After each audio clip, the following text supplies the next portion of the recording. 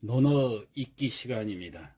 지난 시간에 이어서 공야장 편 9장이 되겠습니다. 자위, 자공왈. 자, 자위, 공자님께서 말씀하시기를, 자공왈, 누구에게 말했는가? 자공에게 말씀하시기를, 여여회야 수기요. 여여회야, 여기를 먼저 끊어서 읽죠. 여여회야. 너 여자입니다. 여기는 계집여가 아니라 너라는 그 삼수변에 너 여자를 그렇게 같이 썼습니다. 옛날에는 너여, 너하고 더불어 여자 회는 여기서 공자님의 그 수제자인 아내를 말하는 거지요.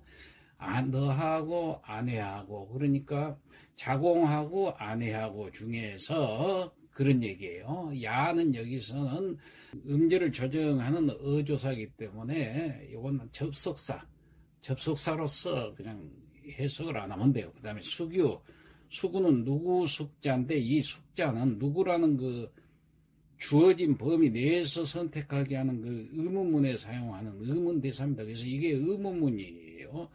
무엇이요 하고 이제 나중에 의문문으로 해석을 해줘요. 그 다음에 보니까 유자가 나왔는데 이건 나을 유자예요. 나을 유. 그러니까 여기서 그러면 누구라는 어떤, 누구 중에서 누가 그래갖고 나을 유자가 있으니까 낫습니까? 이렇게 물어본 거예요. 그러니까 너하고 아내 가운데 누가 더 나으냐? 이제 이렇게 물어본 거예요. 공자님이 직접 자공 보고, 자공아, 너하고 아내하고 누가 더 나으냐? 이렇게 물어본 거예요. 이럴 때 아내가 대답을 어떻게 하겠어요? 지가 낫다고 서령 낫더라도 못하지요. 그런데 더군다나 아내는 아주 그 자공보다는 훨씬 모든 것이 더 뛰어났다고 그때 평을 하고 있었던 그런 때였습니다. 자, 대왈, 그러니까 자공이 대답하기를, 그런 말입니다. 대답할 때, 자, 사야 하감망해라 있고, 자, 사야라는 것은 본인을 얘기할 때 자공의 그 자신의 이름을 1인칭 대사로서 이렇게 사용한 겁니다. 그렇게 자공이 저야 하감 어찌 하자 감히 감자 어찌 감히 망회 바라볼 망자 회 아내를 바라볼 수 있겠습니까? 제가 어떻게 감히 아내를 바라보겠습니까? 아내를 어떻게 따라가겠습니까? 이제 그런 뜻이에요. 그래 놓고 이제 부연 설명을 합니다. 회야 문일이 지십, 회야 아내는, 야는 여기서 접속사로서 항상 쉬었다 가는 조절을 하는 어조사 역할을 한다, 이렇게 생각하면 돼요. 그러니까 아내는 하고 쉬었다가 문일이 지십할 때 문일이를 먼저 해석을 해요. 들을 문자 일이 하나를 들으면 그런 뜻이 돼요. 문일이. 사실은 이 문일이도 이것은 일이 목적어고 문이 수로기 때문에 문 다음에 일이 나와야 되는데 이자가 무엇으로써 하기 때문에 앞으로 나와야 돼요.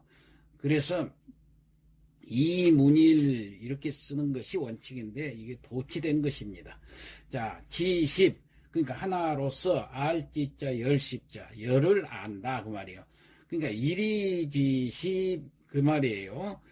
하나로서 열을 안다. 하나를 들으면, 그러니까 문일이 지십, 하나를 들으면 열을 알고, 그 다음에 사야 문일이 지이, 사야 본인은, 저는 문일이 하나를 들음으로써 두 개를 압니다. 그러니까 두 개밖에 모릅니다. 그거예요. 아내는 하나를 들으면 열을 알지만은 저는 하나를 들으면 두 개뿐이 모릅니다. 이런 뜻이죠. 그러니까 자왈, 공자님께서 말씀하시기를 불여야로다. 여기 불여야니라 했는데 여기서 불여야 할 때 이 불자가 달라불자로 썼는데 사실은 이건 아니불자하고 똑같은 역할인데 어떨 때는 그러면 이 역할을 이걸 쓰느냐, 아니불자, 뒤에 목적어가 생략됐을 때는 아니불자 대신에 이걸 쓰는 겁니다. 그러니까 해석은 아니불자하고 똑같이 해석을 하면 돼요. 뒤에 목적어가 생략됐다는 것은 뭐냐면 불여야 가운데 회자가 들어가야 돼요. 아내라는 목적어. 아내만은 못합니다. 이렇게 얘기를 해야 돼요. 목적어가 생략이 된 거예요. 그리고 이제 끝에 야자는 이건 이제 판단 또는 진술, 의기를 표시하는 의기조사이기 때문에 종결사로서 쓴 겁니다. 그러니까 그만 못하다 그 말이에요. 아내만 못하다, 아내와 같지 않다 이렇게 얘기한 거예요. 그런데 여기까지만 했으면 서운할 텐데 그 다음에 오여녀 이제 여기까지 자르고 부려야 이렇게 해석을 해봐요. 오는 나오자 공자님이 나라고 그랬으니까 자기 자신도 너하고 똑같이 오여녀 부려야, 여기서도 아내가 생략이 돼요. 부려회야 그래야 됩니다. 이 회가 생략이 돼서 목적어가 생략됐기 때문에 불자를 아니불자로 안 쓰고 달라불자를 쓴 겁니다. 이렇게 목적어가 생략됐을 때는 이 달라불자를 쓴다는 거. 그렇기 때문에 나도 마찬가지로 너하고 아내만 못하다 이렇게 말씀을 하신 거예요. 자, 실제로 공자님이 아내만 못했을까요? 그럴 수도 있지만은 여기서 공자님이 그만큼 참 겸손한 말씀을 하시면서 자공이 오히려 상처를 받지 않게 만드는 참 화법이다 이렇게 생각하면 되겠어요. 좀 더 구체적으로 이걸 얘기를 하자면은 자공은 안연을 가리켜서 문일지십으로 말하고 자신을 문일지이로 구분을 했잖아요. 자기는 둘밖에 모른다고. 공자는 자공의 대답을 듣고 나서 그 말을 이제 긍정을 한 뒤에, 그리고 자신과 자공이 둘 다 아내보다도 못하다는 말을 여기서 하고 있습니다. 이 선생이 제자의 진보를 위해서는 때로는 꾸짖고 때로는 자신을 낮추기도 합니다. 특히 공자는 자신이 제자보다 못하다는 소리를 아주 서슴지 않고 합니다.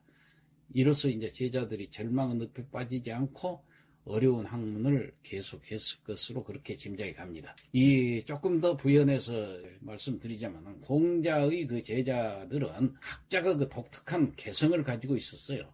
공자도 한두 차례 그 제자의 특성을 덕행이나 언어, 정사, 문학 등 그 네 분야로 나눠서 얘기할 정도로 아주 다양한 재능을 지니고 있는 제자들이 많이 있었습니다.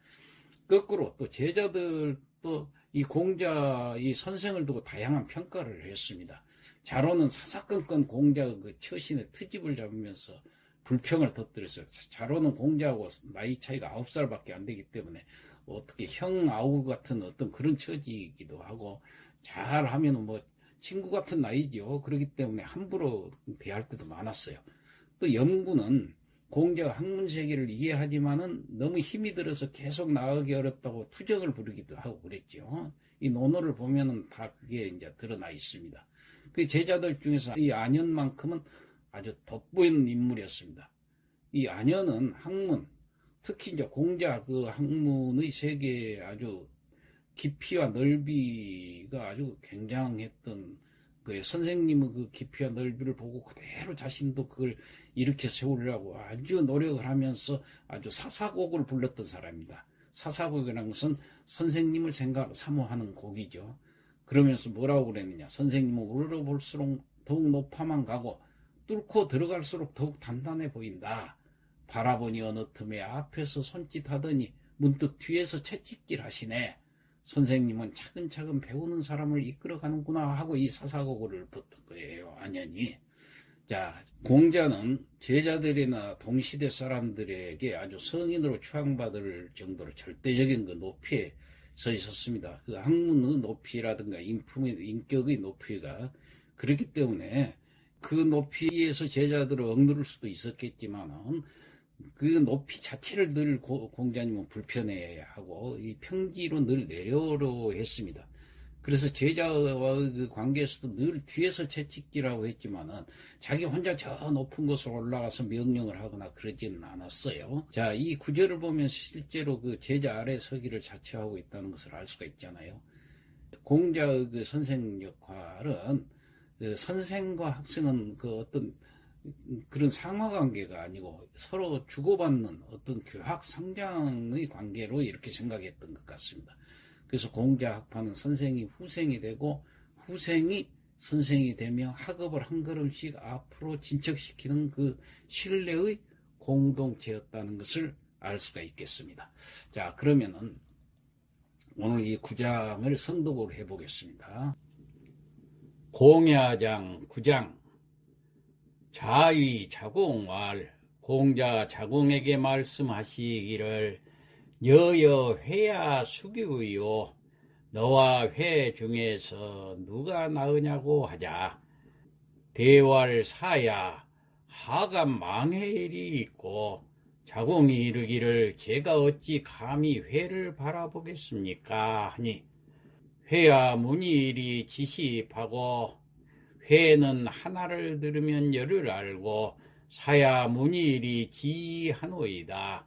사는 하나를 들으면 둘을 압니다고 하니 자활 불여야 아니라 공자 말씀하시기를 같지 않도다. 오연여 불여야 하노라. 나와 너는 같지 않노라고 하셨다. 이상 마치겠습니다.